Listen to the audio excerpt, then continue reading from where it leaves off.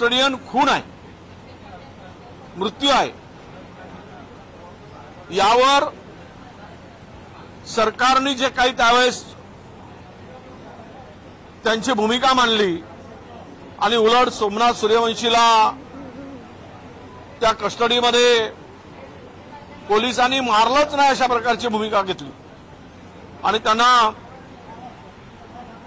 सोमनाथ सूर्यवंशींना म्हणजे त्याचा हार्ट अटॅकनी मृत्यू झाला, पोलिसांच्या मारहाणीत मृत्यू झाला नाही अशी भूमिका गृहमंत्री आणि सरकारने मांडली।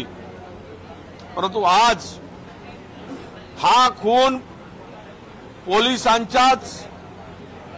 पोलिसांच्याकडून झाला हे आता सिद्ध झालं आहे आणि म्हणूनच माननीय उच्च न्यायालयाने या ठिकाणी एक जोरदार चपराक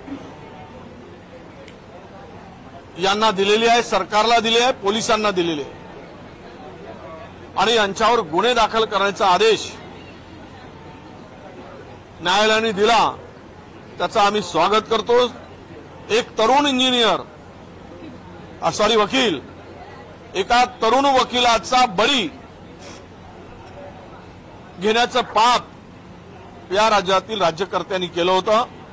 यांच्याकडून न्यायाची अपेक्षा आम्हाला मुळीच नव्हतीच, पण ती अपेक्षा न्यायालयाने पूर्ण केली आणि यांच्यावर गुन्हे दाखल करण्याचे, पोलिसांवर गुन्हे दाखल करण्याचे आदेश दिलेत।